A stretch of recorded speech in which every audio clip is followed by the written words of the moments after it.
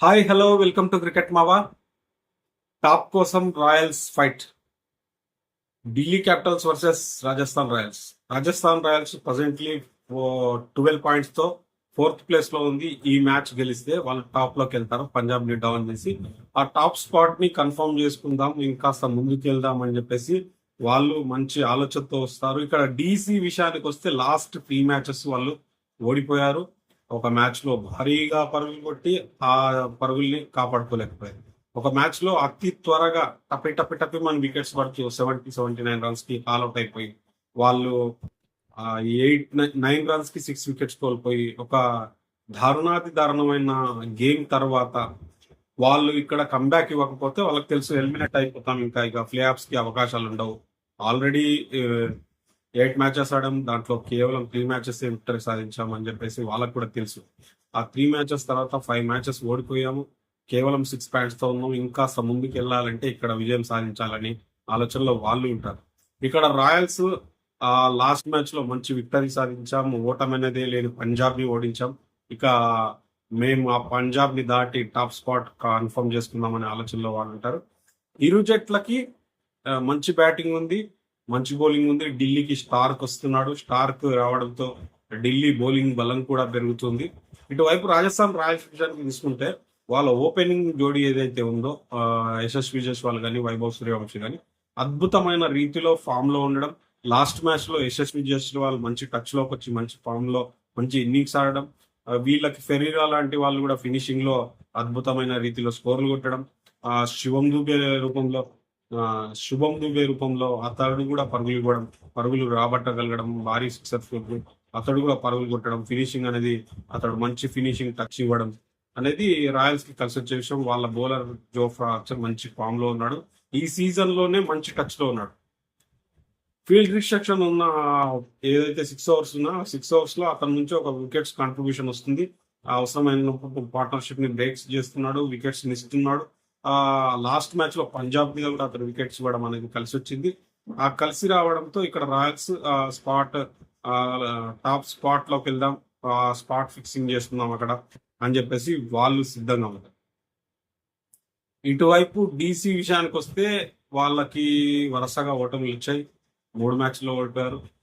రాహుల్ అటు ఇటు ఉంది అతని ఫామ్, మిగతా బ్యాటర్స్ అందరూ కూడా ఆ ఫామ్ అనేది డిప్ అయి ఉంది.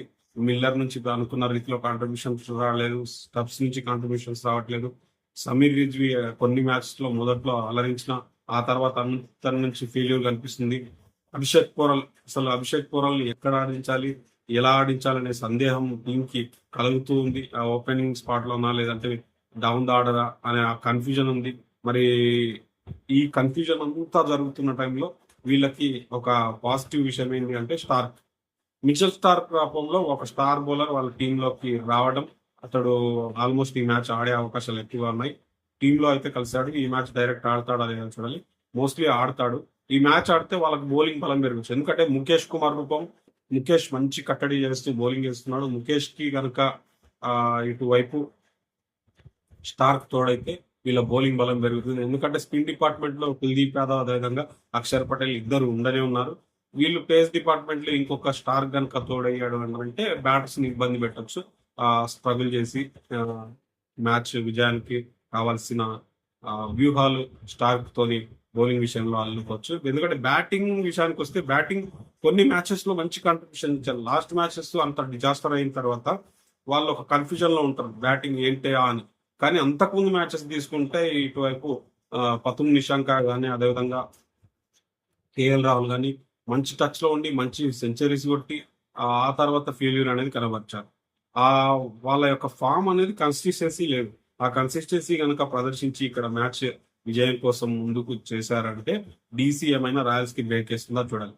రాయల్స్ మాత్రం ఖచ్చితంగా వాళ్ళ బౌలింగ్ బాగుంది, వాళ్ళ బ్యాటింగ్ బాగుంది. వాళ్ళ బౌలింగ్ లో బ్రిజ్ శర్మ గానీ అదేవిధంగా జోఫ్రా ఆర్చర్ గానీ వాళ్ళకు టైం టు టైం వికెట్లు ఇస్తున్నాడు. 9 రూపంలో మరొక మంచి బౌలింగ్ కనబరుస్తున్నారు. లాస్ట్ మ్యాచ్ లో పుంజీని తీసుకున్నప్పటికీ అతని ప్లేస్ లో మళ్ళీ తిరిగి వచ్చేసి టీంలోకి విష్ణోయ్ కనుక తిరిగి వచ్చే అవకాశాలు ఎక్కువ ఉన్నాయి. విష్ణోయ్ తిరిగి వస్తే వాళ్ళకి స్పిన్ తో పాటు బలం పెరిగే అవకాశం ఉంటుంది. వాళ్ళ బ్యాటింగ్ విషయంలో ఇక్కడ వాళ్ళకి కాంట్రిబ్యూషన్స్ వస్తున్నాయి. రియాన్ పరాగ్ కూడా లాస్ట్ మ్యాచ్ లో కాంట్రిబ్యూషన్ ఇవ్వడం వాళ్ళకి కలిసి వచ్చే విషయం. ఫినిషింగ్ లో ఫెరేరా కానీ అదేవిధంగా శుభం దూబే కానీ వీళ్ళు మంచి కాంట్రిబ్యూషన్ ఇవ్వడం, జడేజా వికెట్స్ ఇస్తూ ఉండడం ఇవన్నీ కూడా ఆ శుభ పరిణామాలే అని చెప్పొచ్చు రాజస్థాన్ రాయల్స్ కి. ఎందుకంటే వాళ్ళు టాప్ స్పాట్ ఫిక్స్ చేసుకోవడానికి సిద్ధంగా ఉన్న మ్యాచ్. ఈ మ్యాచ్ దాటితే ఇరు జట్లకు గందరగోళం స్టార్ట్ అవుతుంది. ఈ మ్యాచ్ లో రాజస్థాన్ రాయల్స్ ఓడిపోతే ఓకే, టాప్ స్పాట్ కోసం మళ్ళీ ఇంకేం చేయాలి, ఇంకా మ్యాచెస్ ఎలా ఆడాలి అనే కన్ఫ్యూజన్ పెరుగుతుంది. ఇటువైపు టీసీకి ఈ మ్యాచ్ ఓడిపోతే ఇంకా ఆ తర్వాత ప్రతి మ్యాచ్ గెలవాల్సిన సిచ్యువేషన్ తీసుకొచ్చి వాళ్ళకు వాళ్ళు పెట్టుకుంటారు. కాబట్టి ఆ సిచ్యువేషన్ లోకి వెళ్ళొద్దు, ఆ షెల్లోకి వెళ్ళొద్దు అనే ఆలోచనతో డీసీ ఉంటుంది. అక్కడ వెళ్ళకూడదు అంటే ఈ మ్యాచ్ గెలవాలి. ఎందుకంటే సిఎస్కే కంటే డౌన్ లో ఉన్నారు. సిఎస్కే సేమ్ విజయాలతో వీళ్ళ పైన ఉంది. నెట్ రన్ రేట్ కాస్త డౌన్ లో ఉంది డీసీది. ఆ నెట్ రన్ రేట్ ని పెంచుకోవాలి. ఇప్పుడు 6 పాయింట్స్ కి ఇంకొక 2 పాయింట్స్ యాడ్ చేసుకుని 8 పాయింట్స్ తో ఇంకా ముందుకు వెళ్ళాలనుకుంటే అదేవిధంగా నెట్ రన్ రేట్ ని పెంచుకోవాలి.